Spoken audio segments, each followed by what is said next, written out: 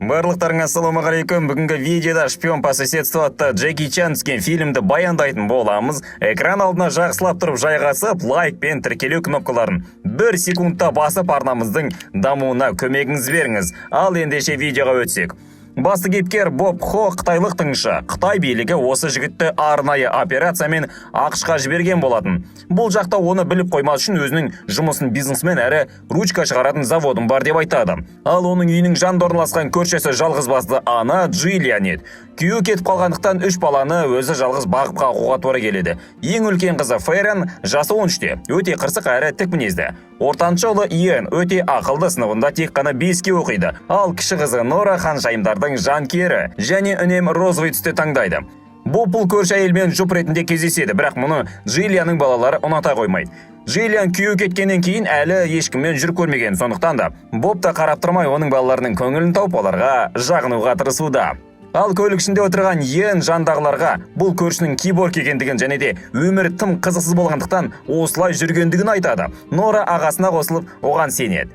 Кешкісін бұл екі жұп өздерінің араласқандарына 3 ай болғандығын мейрамханада тойлауда, Боб өзінің жақын арада бұл жердегі жұмысы бітетін болғандықтан Джиллианға өзінің кім екендігін мойындауды шешеді. Отырыс кезінде Бобқа жұмыс бойынша ЦРУ агенттігі хабарласып, жедел жетуін сұрайды, ал Боб сұранып кетеді. Кейіннен қабырғадағы тақтайшаларға ручка қою арқылы құпия ЦРУ бөлмесіне келеді. Ішке кіргенде әріптестері Бобқа қауіпті қылмыскерлердің өз адамдарымен бірге бір заводта белгісіз мақсатпен жүргендігін айтады. Жанна Колтон атты әріптесі келіп, белгіленген нысанға келеді. Боб ешкімге білдірместен жоғарыда түсіп іштегілермен төбелесіп кетеді. Боб оның көмекшілерімен айқаста тез арада аяқтайды.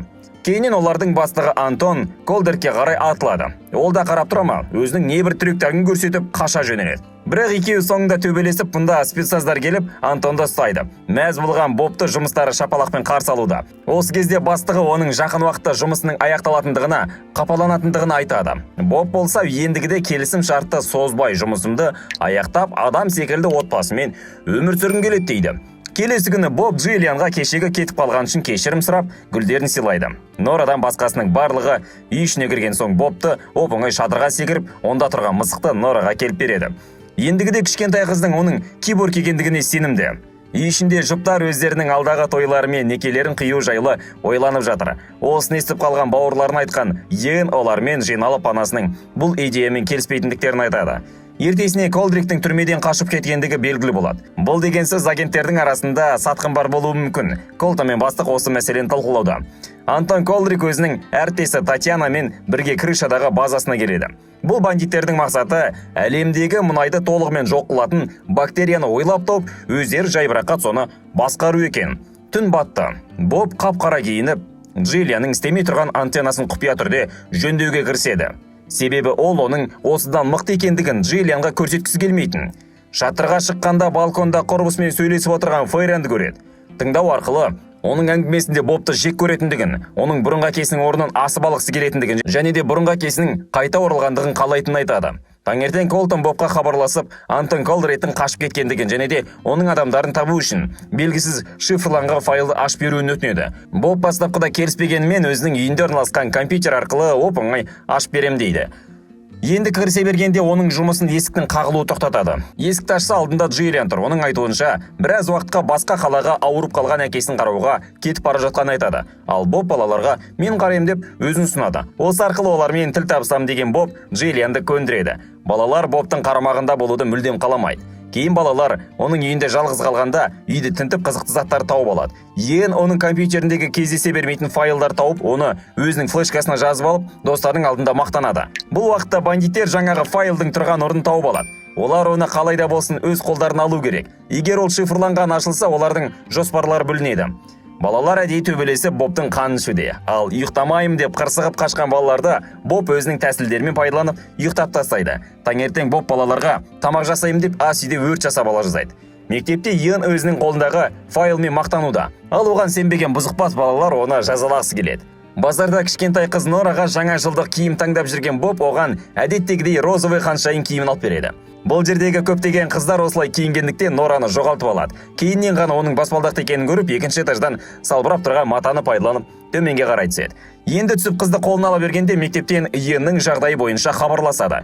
Директордың қабылдауында Иеннің үнемі түсініксіз заттарды айтып, өтірік заттармен келетіндігін айтады. Ал Боб болса осы жайлы баланың өзімен сөйлесем деп уәде береді. Шыққан соң дәлізде бұлармен кесіккен бұзақы балалар Иенді қайта мазақтайды. Ал Боб болса сыпайы түрде өтуді сұрап кетіп қалады. Антон Колдрик өз базасында мұнайды жоятын бактерия ойлап тауып, соны сынақтан өткізіп көрмекші. Бір тамшы бактерияны бір бөшке мұнайға тамызғаны сол-ақ еді, мұнай жоқ болды.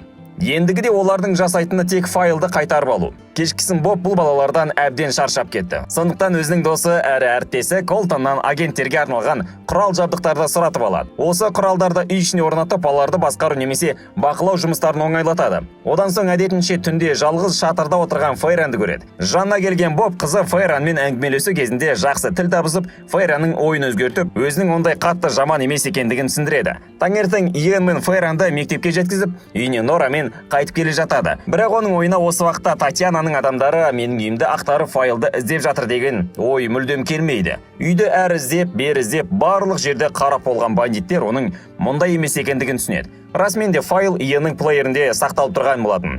Үйде келгенде бандиттер мен Бобтың арасында төбелес басталып кетеді. Татьяна болса Нораны қолға түсіруге тырысуда. Боб олармен төбелесте оп-оңай жеңіп, соңында бассейнге құлап бара жатқан Норанды ұстап қалады. Ендігіде ол балаларға қауіп төніп тұрғандығын біледі, сондықтан оларды бұл жерден басқа жерге алып кетеді. Ол жер Қытайдың мейрамханасы болатын. Онда жеткен соң Боб бастығына хабарласып, бұл бандиттермен айналысуын сұрайды. Ал мейрамхана ішінде олармен әңгімелескен жас жігіт өзін жай ғана студент ретінде таныстырады. Оның бандиттердің адам екенін біліп қойған Боб онымен төбелесе кетеді. Соңында дәл мейрамхана ішінде болып жатқан төбелесі сыртқа шығарып, оның шаруасын бітіреді. Кейін Бобқа келген бастық оған қару кезеніп өзінің Колдрикқа жұмыс жасайтындығын айтады. Тасбақаның арқасында оның қаруын алып, ұйықтап тастайды. Балалар ендігіде көршілерінің мықты тыңшы екендігін біледі. Сондықтан оған құрметпен қарап таң қалуда. Оның үстіне олардың анасы да онымен үйленеді. Олар көлікпен қала сыртына келіп, сатқын бастықтың Бобқа берген сағатын жерге көмейді. Әйтпесе, ол осы арқылы Бобтың қайда екендігін біліп отыруы мүмкін дейді. Кейін олар қонақ үйге түнеуге келеді. Фейран болса, осы уақытқа дейін болғанның барлығында өтір нүктесіне дейін мамасын айтып береді. Мамасы болса Бобпен байланысып сұрайды. Тыңшы да өзінің негізгі жұмысын айтып, және дәл қазір балаларға да қауіп төніп тұрғандығын айтады. Джиллиан бірінші рейспен ұшып жетемін дейді. Иен болса Бобтың тыңшыл құралдарын көрсетуін сұрайды. Ал бұл болса қолындағы сақинасымен шайқас кезінде төбелес аяғына айналатын белбеуін көрсетіп, бір мақтанып алады. Балаларға да бұл заттар өте қатты ұнайды, және оларды өзіне алып қалғысы да келеді. Азанғылық есікті ашса, көз бақырайып алдында Джиллиан тұр. Оның ашулануына себеп өтірік айтып агент екендігін жасырғаны ғана емес, соның кесірінен балаларына қауіп төнгендігі ашуландырған екен. Боб болса кешірім сұрап, ендігіде оның отбасынан аулақ жүретіндігін айтады. Нора мен енді оны құшақтап қоштасады. Фейран да оның кететіндігіне іштей өкінеді. Артқа қайтар жол жоқ болғандықтан көмген сағаттардың қайта қасып бандиттермен кездесуге қайта барады. Белгісіз бір ғимаратқа келгенде мұнда күтпеген жерден Иен пайда болады. Ол өзінің агент сезінгісі келген екен. Осында бірден пайда болған бандиттер оларды тұтқындайды. Кейін жаңағы мейрамханада өліп тұрып таяқ жеген жігітте Фейранда келеді. Бандиттер файлды сұрайды, ал Иен оны өзінің плееріне жазып алғандығын айтады. Жарты бандит оны алуға үйге кетеді. Боб байланып тұрған арқанды қиып, мұнда қалған бандиттердің барлығын смело ұрып жығады. Ал оның төбелес өнеріне балалар қызыға қарап тұр. Боб Джиллианға қауіп төніп тұрғандығын ескертеді, бірақ ол сенбей тұтқаны тастай салады. Бақтарына орай олар бандиттерден бұрын жетіп, Джиллианға барлығын түсіндіріп, оларды балалармен екінші қабатқа жібереді. Боб өзінің құралдарын іздейді, бірақ олардың Иен өткен жолы көрсеткеннен кейін өзіне алып қалған еді.